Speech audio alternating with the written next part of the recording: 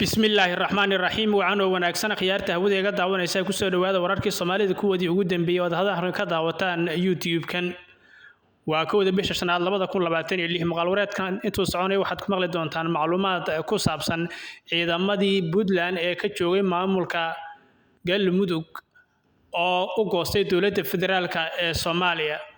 waxaad kaloo maqli doontaan macluumaad ku saabsan ciidamadii masaarida ee ugu horeeyay oo ka kooban 1410 oo loo soo wada Soomaaliya wajiga koobaad haddaba maxay ka bedeli karaan amniga Soomaaliya iyaga oo ku hubeysan qalab military oo kala duwan oo isa ku hubeysnayn kuwa imika midowga Afrika ee ku hawlgelaya qalab military oo duugoobay intaan ku soo gudbin qodobadaas aan ku sheego faahfaahsan fadlan muuqaalka leega saar oo share garay haddaad YouTube iga daawanaysana muuqaalka share-ka ugu dadaal aynu ku bilownay saaxiibayaal ciidamadii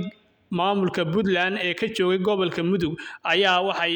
u goosteen gabi ahaanba ciidamada dowladda federaalka ee Soomaaliya iyaga oo cabasho weyn ka muujiyay maamulka Siciidani ayna sheegeen muddo aad u dheer inaysan wax mushaarada ay helin sidoo kalena ay halkaasi ay ku dayacan yihiin mushaarkaasi oo gabi ahaantiisa awalba ahaa mid iska yar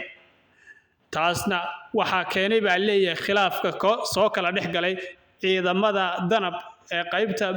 Puntland iyo fadhigoodu yahay Garowe iyo ciidamada kale BS oo fadhigoodu yahay magaalada Boosaaso taas oo mar horeba Siciidani uu ka muujinayay culays aad u sareeya Siciidani oo muddo 4 sano imika maamulkiisu maamulayay Puntland ayaa ka qaylinayay waxyaalaha ay dowladda federaalka Soomaaliya sida uu sheegay ay faragelinta ay ku wado iyo tahriibinta ciidanka iyo kala furfuridda ciidamada Puntland ayuu sheegay sidoo kale wuxuu sheegay Siciidani inaysan afduub ciidan iyo tahriibin waxba aysan ka soo bedeli karin ciidanka waa sida uu sheegay maamulka Siciidani ayaa ayaantan dhanba wuxuu qabay cabasho halkaasi ku salaysan dhanka kale ciidamada daraawiishta ee Puntland ee ku sugan magaalooyinka waaweyn sida Boosaaso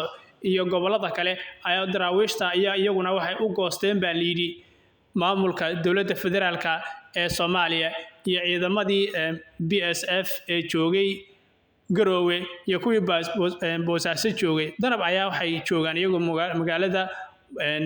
Garowe halka ay Boosaasana joogaan ciidamada BSF kuwaas oo gabi ahaanba loo qarameeyay ciidamada dowladda federaalka Soomaaliya lana geeyay xero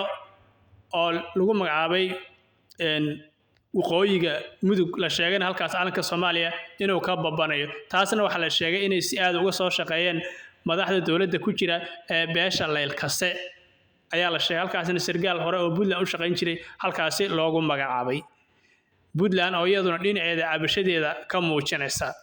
ciidamada waxay sheegeen inay wax mushaar la'aan muddo aad u dheer ay helin iyo xuquuqdii kale ay lahaayeen badankoodana loo qarameeyay ayaa la sheegay ciidamada dowladda federaalka Soomaaliya halkaasna ay mushaaradkooda ka heli doonaan halkaas hadaynu imika ugu gudubno Puntland imika iyo Masar ciidamo ka kooban 1410 askari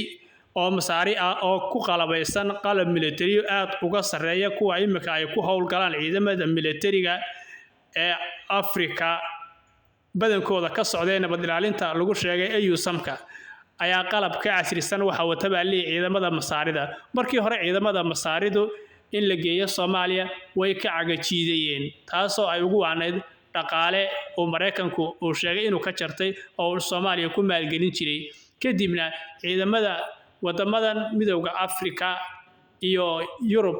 gaar ahaan midowga Yurub ayaa waxay sheegay in malaayiin lacag ah ay ugu deeqeen midowga Afrika ee wadaalinta Soomaaliya halkaas kadibna ay Masar ay doonayso in ciidamadeedii marka dib loogu soo daabulo ciidamo dhan 1410 askari oo dabaaboodkooda iyo diyaaradahooda iyo waxooda iyo qalabkooda